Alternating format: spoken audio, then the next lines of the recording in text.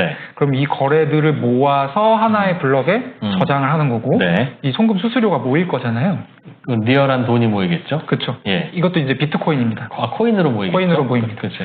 그래서 이 코인으로 모인 돈의 수수료를 그 채굴한 사람이 받습니다. 근데 이게 어떻게 가능하냐면 네. 이 사카모토라는 인물이 네. 이거를 개수를 제한하면서 나중에 되면 비트코인의 가치가 충분히 늘어날 것이라서 조금만 띄워줘도 수수료만으로도 채굴에 대한 보상이 충분히 될 것이다 라는 얘기를 했죠. 그러나 이제는 어차피 화폐로는 안 쓸 생각이니까 쓰기도 어렵다 하시니 화폐로는 안 쓸 생각이지만 네. 이거 송금의 수단으로는 쓸 수 있겠네요. 송금의 수단으로 쓸 수 있고 실제로 많이 사용됩니다.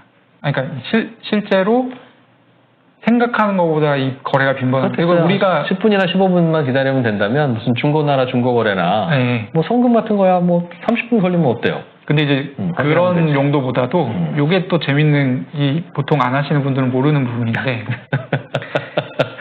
이렇게 생각할 수 있잖아요. 금이라고 하면 네. 내가 그거를 어디 은행에 넣어두고 혹은 금을 토크나이즈해서 거래소가 있다고 하면 거래소에 넣어두고 그냥 보관하면 되는 거 아니야? 네. 라고 생각을 할 수 있죠. 저도 그렇게 생각했거든요. 처음에 네. 비트코인 투자를 할 때. 예. 근데 비트코인을 굉장히 오래전부터 써온 분들은 그렇게 생각을 안 합니다. 거래소를 믿지 않아요. 네. 그러니까 비트코인이라는 암호화폐 자체가 탈중앙화의 철학을 가지고 있기 때문에 네. 거래소는 중앙화 기관이잖아요. 그렇죠. 그러니까 거래소가 갑자기 망하거나 거래소가 갑자기 없어지거나 그럼 내 비트코인 없어지는 거잖아요. 그렇죠. 거래를 하면 반드시 거래가 끝난 후에는 자기 개인 지갑으로 옮기는 습성이 있습니다. 그래서 비트코인 거래가 항상 일어나요. 옮기는 과정에서도 네. 거래가 대량의 비트코인이 항상 옮겨 다니기 때문에 그래서 이제 이런 것들이 되게 재밌는 부분입니다. 왜냐하면 이걸 다 추적할 수가 있거든요. 추적할 수 있다고요? 네. 그러니까 어느 지갑에서 얼마만큼의 비트코인이 어느 지갑으로 갔다라는 걸 누구나 추적할 수가 있어요. 근데 그 지갑은 앞으로 실명제 하자는 거잖아요. 아니요, 이 실명제는 하면 안 되죠.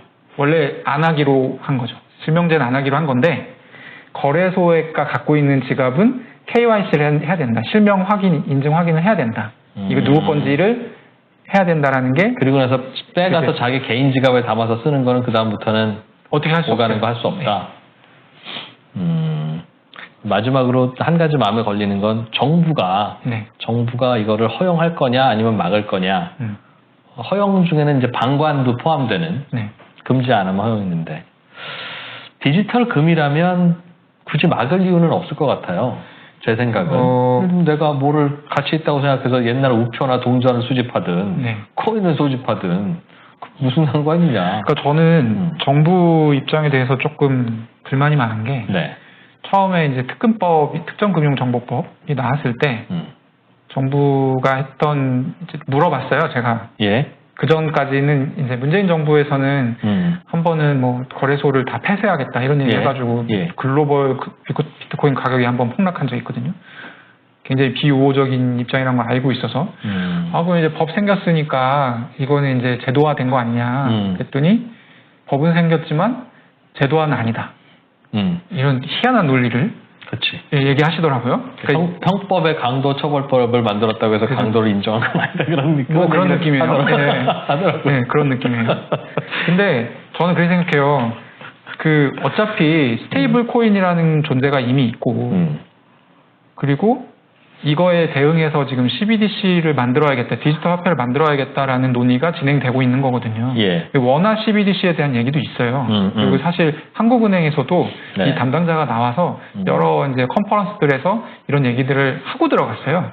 뭐 어떻게 되면 원화 CBDC를 좀 연구해 보겠다 이런 종류의 얘기를 하고 있는데 저는 어차피 젖을 수밖에 없다고 생각해요. 이 디지털의 물결에 정부도 젖을 수밖에 없다. 그러면 수동적으로 젖느니 먼저 물에 뛰어들어가서 물기를 컨트롤하는 것이 장기적으로 국익에 도움이 될 수 있다. 그래서 그 과정에서 정부도 디지털 화폐를 만들 것 같아요. 디지털이 대세니까 편리하니까. 오히려 그러니까 현재의 이미 디지털 화폐로 사용하고 있는 암호화폐가 더 신경 쓰일 수도 있다는 거죠. 만약에 뭔가